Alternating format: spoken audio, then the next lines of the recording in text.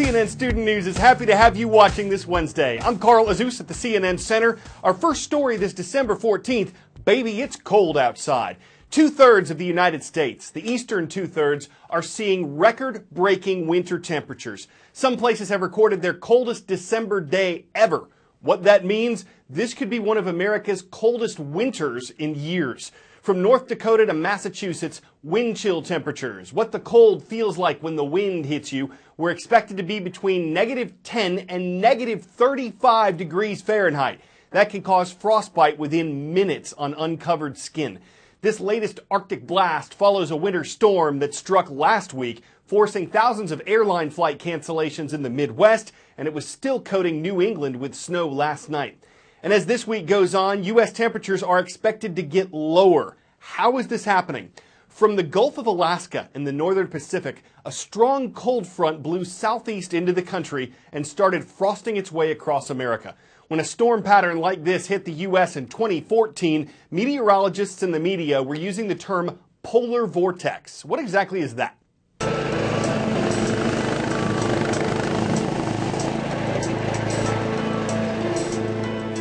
Polar vortex was one of the most trending terms. We heard it all the time.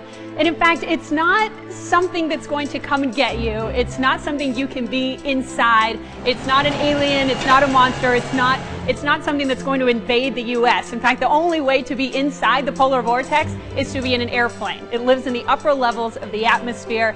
It's a low pressure system that's basically locked onto the North Pole. So it's not a hurricane. It's not a tornado. It's just an air mass that's locked right around the North Pole, and it stays there all the time. The frequency of the winter outbreaks, these cold outbreaks, is dependent upon the weather patterns across the U.S. Depends on when we have these large dips in the jet stream, the placement of the high pressure and low pressure. So it all depends on Mother Nature. Extreme temperatures can be very dangerous. It all depends on the temperature, though. The bottom line, a lot of areas can have, if you're windy outside, you'll have a really low wind chill. If you find yourself in the midst of one of these winter outbreaks, just remember to try to stay warm. Put in as many layers as you can, bundle up, have a good jacket, and try not to stay outside for very long periods of time. U.S. President-elect Donald Trump is filling his cabinet. It's like an executive board of directors, people who lead federal government departments like agriculture, health and human services, education, homeland security. They closely advise the president on how to handle national and global issues. For Secretary of State, who represents U.S. foreign policy, Mr. Trump will nominate Rex Tillerson. He's the CEO of the ExxonMobil oil and gas company. Tillerson has not served in a formal foreign policy job before, but through ExxonMobil's international business deals, he has worked with and built relationships with several world leaders. That includes Russian President Vladimir Putin. And some lawmakers are concerned about Tillerson's stance regarding Russia, with tensions currently high between that country and the U.S. To lead the Department of Energy, the president-elect has reportedly chosen Rick Perry. He's the former governor of Texas, also a former U.S. presidential candidate who initially opposed Mr. Trump's campaign. As governor, Perry supported the use of fossil fuels, coal and oil, as energy sources, as well as wind power. Whether those will become Energy Department priorities and whether he and Mr. Tillerson will ultimately get the jobs they'll be nominated for will be in the hands of the U.S. Senate. It has the final say on presidential cabinet nominations. Up next, are giraffes going extinct? The International Union for the Conservation of Nature, this is a network of environmental organizations, recently listed the giraffe as vulnerable, meaning it's threatened with extinction. Why? The group estimates that in 1985, there were more than 150,000 giraffes in the world. Last year, there were fewer than 98,000. The reasons: poaching, the illegal hunting of giraffes. Also, loss of habitat as people expand farms and mines. These factors are reportedly destroying populations, and this may not be the only species that's disappearing.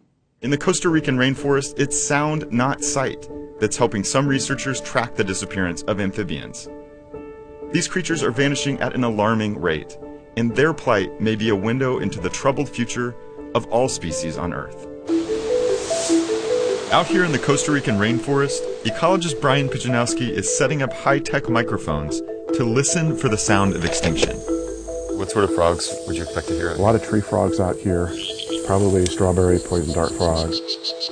I'm listening to what I call the rhythm of nature or its tempo, the amphibians and the insects. And if they're there, it tells me that it's basically a healthy ecosystem. If they're not there, I get to be very worried. In the past 30 years or so, we've seen really dramatic, really rapid extinctions for frog populations all over the world. Many of these extinctions are due to habitat loss, but other extinctions have occurred in pristine rainforests like this, places that look healthy, but the frogs are telling us there's something clearly wrong. For frogs, climate change and a killer fungus called chytrid, which humans help spread around the world, are causing much of the problem. There are several poison frogs calling right around here. We could go try to track one down. Yeah. All right. To try to understand it, Stephen Whitfield spent years walking through the rainforest here at La Selva Biological Station, Oh, here it is. counting and observing frogs. What are some of the sounds you hear? There's a frog up. That clack, clack, clack, clack, clack, clack.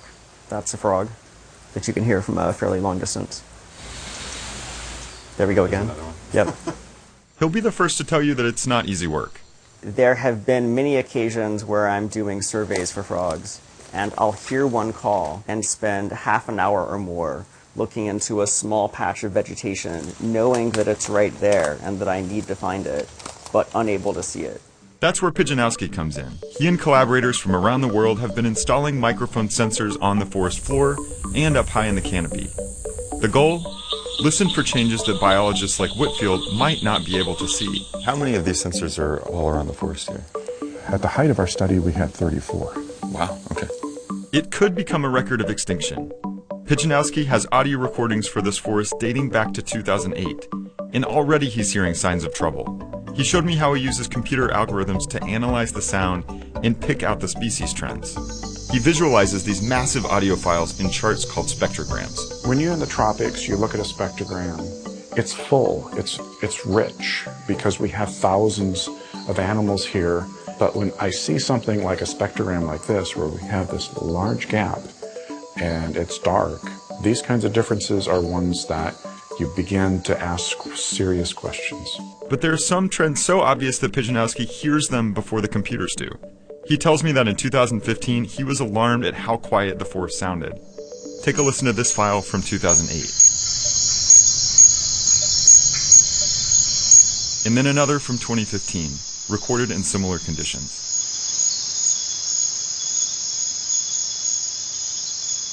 Those are just 2 moments, but look how clear the difference becomes when you look at nearly a year's worth of recordings. You can see the animals making more noise in red. Again, here's 2008 and 2015. Pijanowski says it's too early to draw scientific conclusions, but he is frightened. I'm worried that these would potentially become acoustic fossils. In other words, the animals that are in these files are no longer alive. The only record that we have of some of their presence is in an audio recording. That is somewhat disturbing to me as a scientist, and also as a citizen of this planet. What happens if they're gone?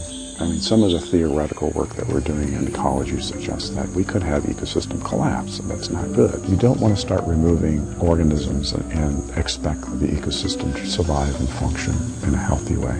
Do you feel like you've already heard the 6 extinctions starting? I think so. You know, I've been only listening for about 15 to 20 years and making a record of it through these recordings. There is evidence of that. There is evidence all around the world in just about every ecosystem.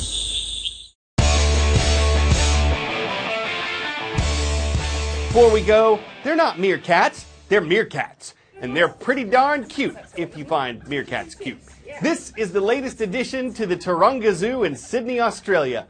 The litter was a biggin. 6 meerkat pups, the largest litter this particular mom has ever had.